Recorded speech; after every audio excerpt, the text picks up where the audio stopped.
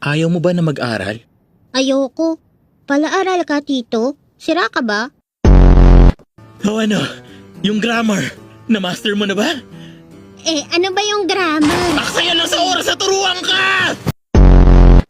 Classmates! Ako rin, ibibigay ko yung paborito kong libro. Ibibigay ko yung relo ko. Ingatan mo to, ha? Ibibigay na lang ni Anya sa'yo tong dahon na napulot niya sa daan.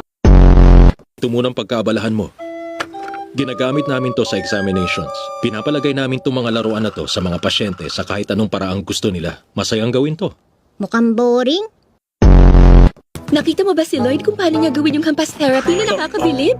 Hampas? Teka, ginagawa ko lang yun kapag emergency. Pinabalibag niya yung mga pasyente na parang kahon. Nakakamangha siyang panoorin. Papa, violence yun. Ang loser niya! Tito Afro, ano ka, kontrabida? Hindi, no! Bilang ekstrang lalaki na hindi makaporma sa mga babae, karapatan kong pagtawanan siya! Kawawa. Binili ko to gamit ang karampot na perang meron ako! Hindi ko to ibibigay! Teka, oo nga pala! Hindi mo pa sinusoli yung pen case ko! Huh? At pinahiya mo ako na kumanta ako, hindi naman pala kailangan. May utang kang dahon. Hindi pa po nakakapunta si Anya sa dagat. Wow na wow! Iwan ka sa bahay, Bond. Sweet room! Wow na wow!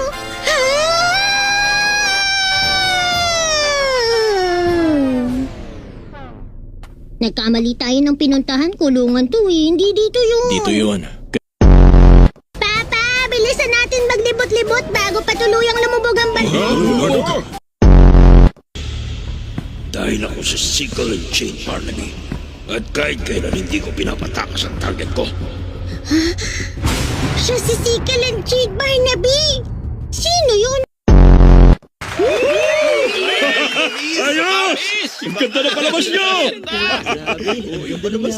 Kaso hindi ko makuha kung ano bang concept nila eh. Nakakatakot si Mama. Magmula ngayon, makikinig na ako ng konti sa kanya. Perpekto to. Kahit saan mo tingnan, kitang-kita na nag-enjoy at masaya akong Ang baduy niyo. Ang sagwa. Hi, Anya. Ano gusto mong laruin? Pinaglalaroan na ni Anya ang bolang to.